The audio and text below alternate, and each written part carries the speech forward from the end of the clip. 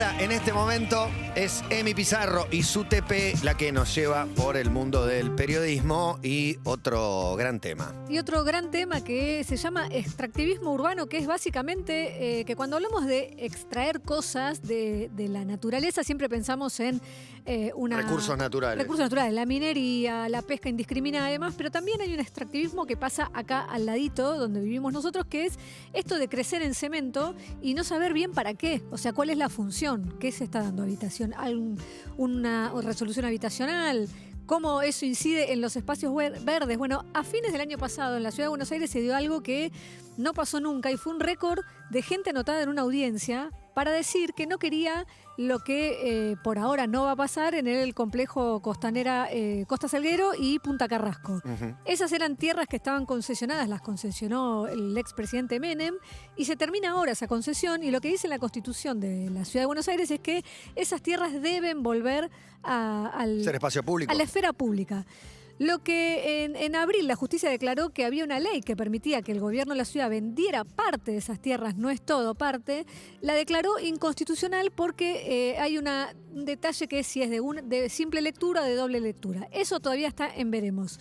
Para proyectos urbanos hay una fórmula que se maneja en esta ciudad que es 35-65. Es 35% se destina a venta, 65% es espacio público. Igual presentaron concurso donde montones de personas mostraron los proyectos respetando esta línea. Esta línea, pero según María José Leborato, que es arquitecta y que trabaja en sustentabilidad ambiental y es miembro del colectivo de arquitectas en defensa de las tierras públicas, esa fórmula hay que mirarla con lupa. Ahora, esta fórmula teórica, después en la práctica, resulta mucho menos favorable, porque dentro de ese 65% público falta incluir las calles, las veredas, las circulaciones, los estacionamientos públicos, todos esos espacios que yo no vendí ni concesioné, pero que en definitiva no terminan siendo un espacio verde, no terminan siendo un área parquizada. Si vemos, por ejemplo, en el caso de Punta Carrasco, en Costanera Norte, se está concesionando el 35%, pero si luego sumamos todas estas circulaciones y servicios y demás, vemos que lo que queda como parque es menos del 50%. En 2018 se sancionó un código urbanístico nuevo que determinó, por ejemplo, alturas de edificación. Avenida Libertador no puedes edificar más de 12 pisos, que eso es un avance, porque había torres mucho más altas. Sí, las hay.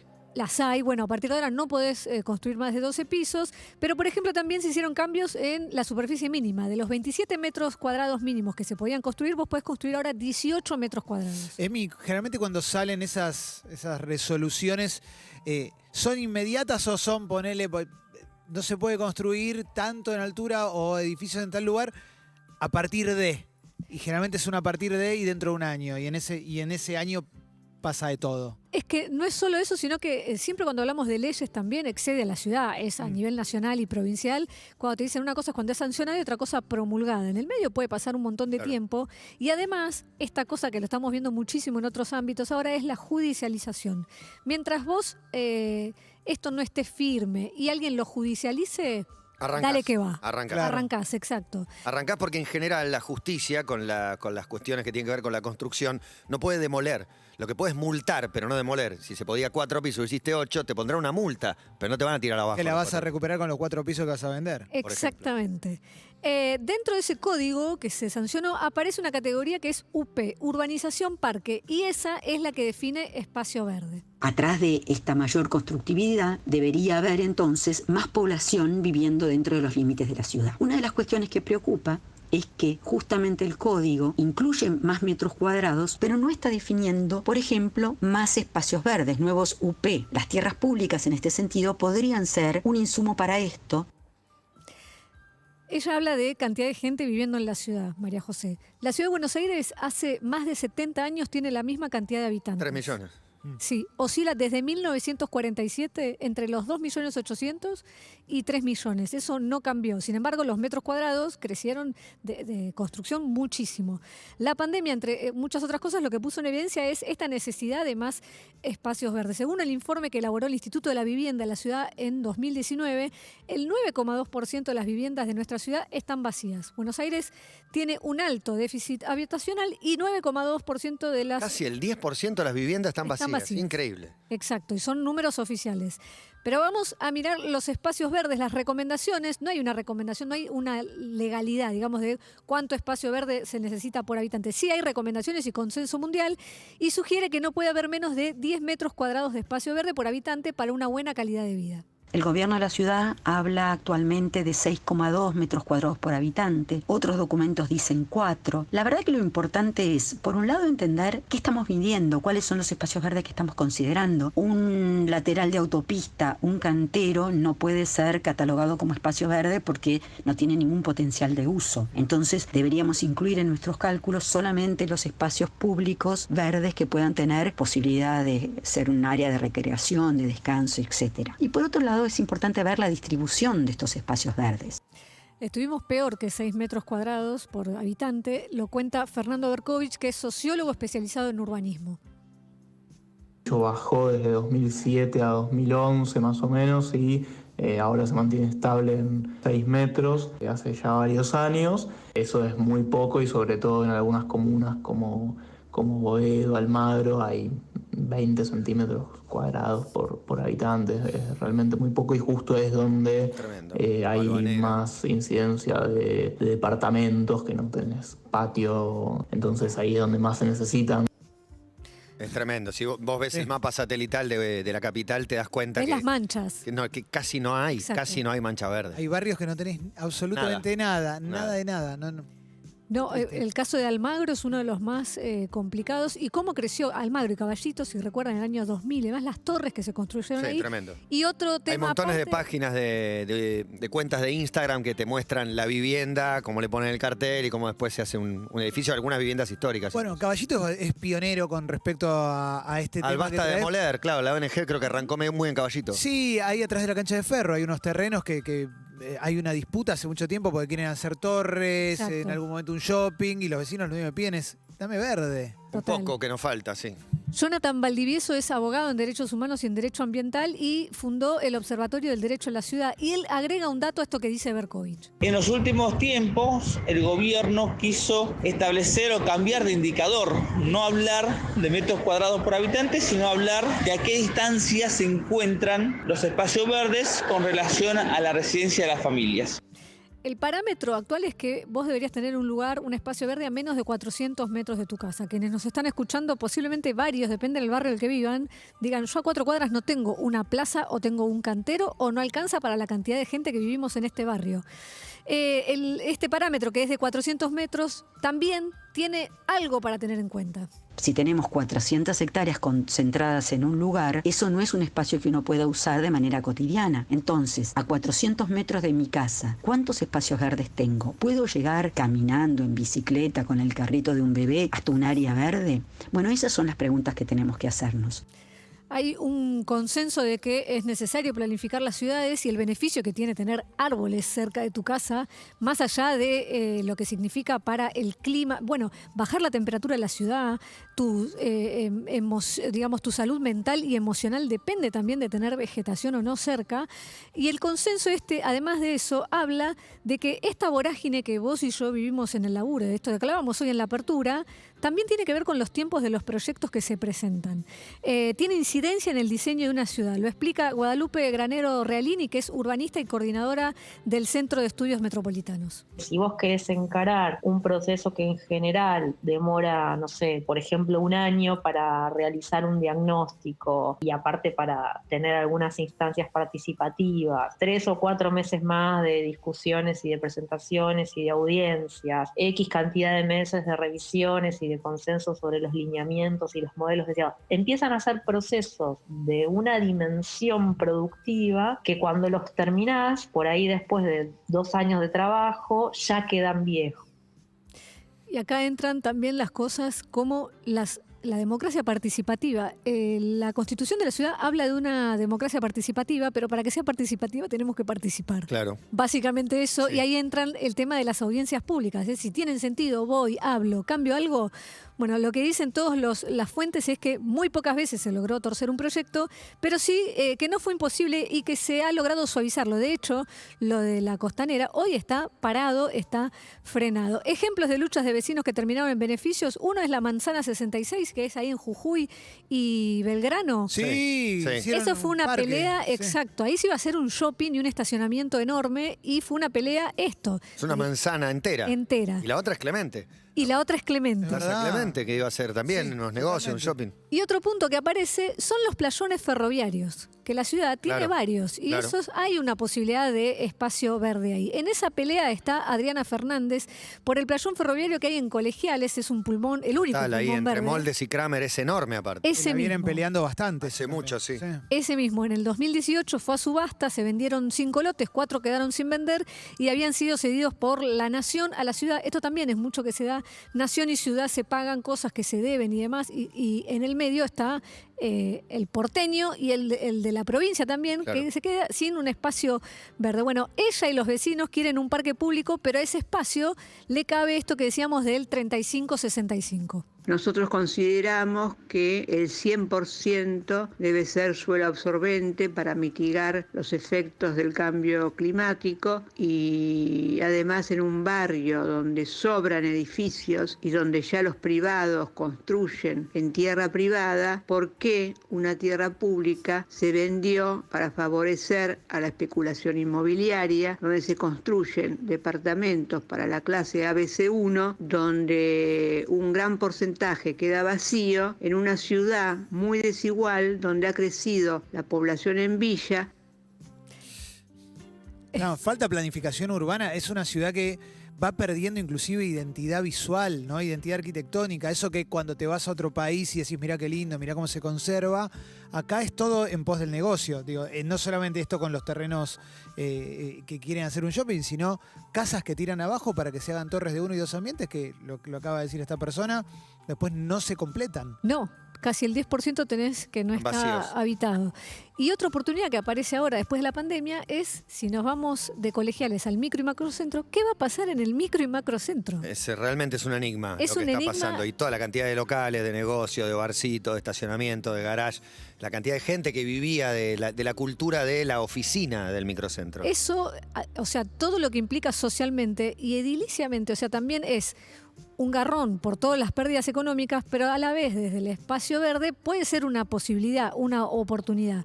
¿Qué proyecta el gobierno de la ciudad en esa zona? Si ven chances de que se transforme en otra cosa del centro, se lo preguntamos a Álvaro García Resta, que es el secretario de Desarrollo Urbano de la Ciudad de Buenos Aires. Yo veo muchísimas oportunidades donde generar suelo público y verde. Un ejemplo muy concreto son las playas de estacionamiento a cielo abierto, que es una demanda que por supuesto va a caer porque está muy asociada al uso de las oficinas y que creo que como en ningún otro barrio de la ciudad están presentes en el microcentro. La oportunidad del microcentro es que hay parcelas que no están construidas aún, siendo privadas, y eso no pasa tanto en una ciudad ya consolidada como Buenos Aires. Entonces el desafío más grande que tenemos es cómo aumentar, y para aumentar hay que avanzar sobre lo privado y por supuesto siempre respetando el dominio, con lo cual la creatividad y la innovación tiene que ser enorme.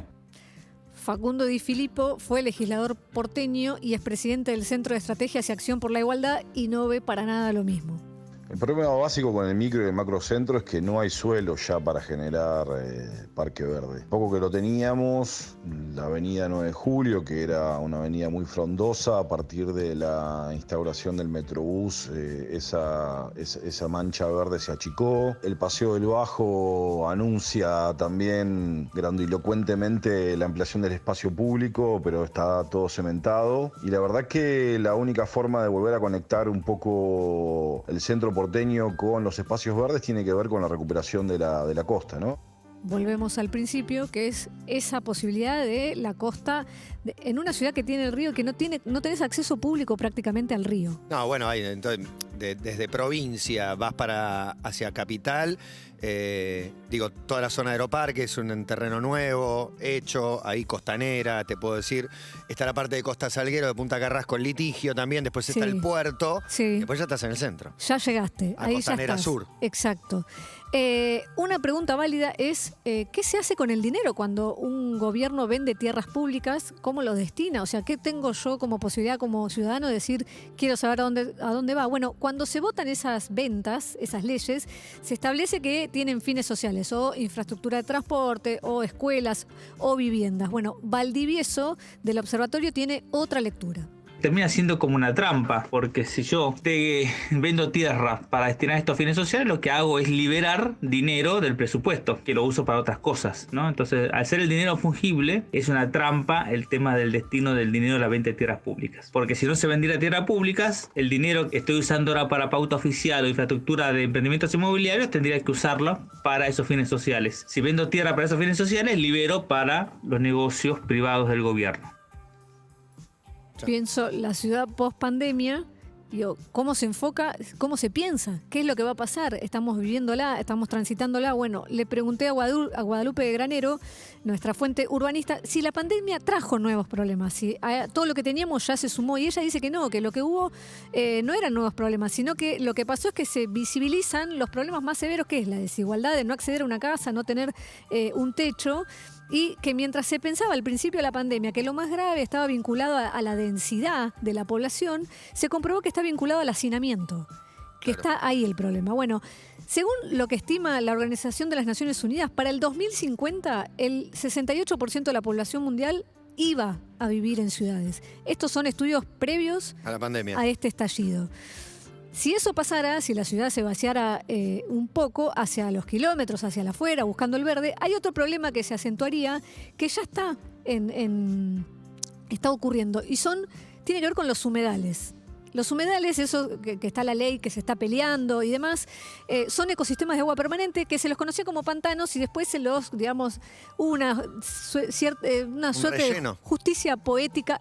El problema es que se rellenan para hacer los barrios privados y en muchos casos se usan, digamos, para como para que vos tengas vista a un lago, pero no es un lago. No es un lago para que vos lo mires ni para que vos le pongas taludes. En Argentina un cuarto del territorio está ocupado por esto. Patricia Pintos es geógrafa, docente e investigadora, es subdirectora del Centro de Investigaciones Geográficos de la Universidad de La Plata y explica que la ley de humedales, que es la que se está peleando, los protegería de la minería, como el caso del litio en los salares de altura, el negocio del agro, que en algunos casos para tener más terreno, secan los humedales y también hacen esto. Muy fundamentalmente las actividades inmobiliarias. En particular con este modelo que se asocia a urbanizaciones con lagunas, como es el ejemplo claro de Nordelta. No es el único, hay montones de barrios, sobre todo por esa zona de Tigre y demás, que tienen mucho humedal. Y Luján, la cuenca del río Luján. También. Bueno, hubo mucho proyecto por ahí. Mucho proyecto y muchos barrios inundados fuera de los barrios privados. Para armar esos barrios cerrados, lo que se precisa es una protección alrededor, un talud que los encierra. A modo de cierre hidráulico al emprendimiento inmobiliario que está dentro, porque son áreas por naturaleza, por definición, inundables. Y esto hace que se comporten como barreras naturales al escurrimiento del agua. Entonces los que viven adentro tienen la mirada al lago y los que viven afuera se inundan porque el agua no tiene dónde escurrir. Hace 3 días en Mar Chiquita estoy hablando, esto pasa en todos, o sea, no es solo la ciudad de Buenos Aires.